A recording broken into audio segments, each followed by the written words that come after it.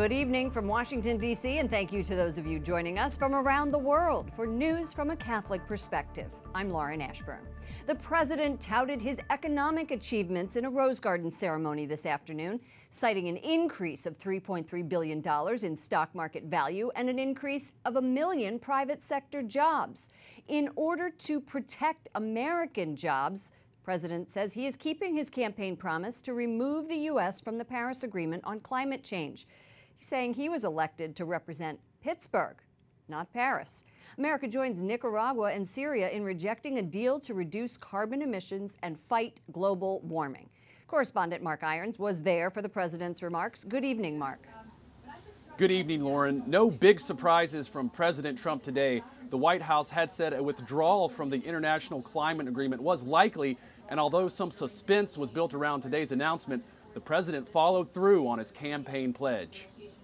As of today, the United States will cease all implementation of the non-binding Paris Accord and the draconian financial and economic burdens the agreement imposes on our country. President Trump said withdrawing from the accord is part of his solemn duty to protect America. He says we're getting out, but we will start to negotiate a new deal with terms that are fair to the United States. Today, U.S. bishops urged the president to honor the Paris Agreement. A statement from Bishop Oscar Cantu of Las Cruces, chairman of the United States Conference of Catholic Bishops Committee on International Justice and Peace, says USCCB is on record supporting prudent action to mitigate the worst impacts of climate change.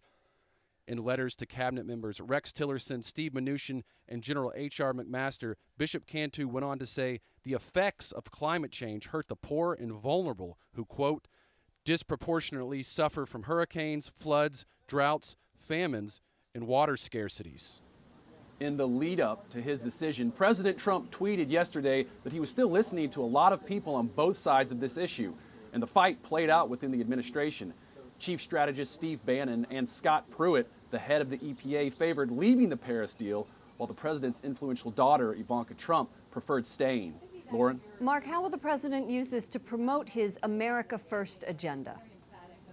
Well, President Trump is looking for a better deal for American workers, particularly in the energy sector. His decision today echoes his March executive order, which took aim at the Clean Power Plan and other Obama-era climate regulations. Details are still to come on how the U.S. will exit the Paris Agreement, and it's expected to take years. But the president's actions today are bound to be well received by his political base. Lauren? Correspondent Mark Irons at the White House. Thank you, Mark.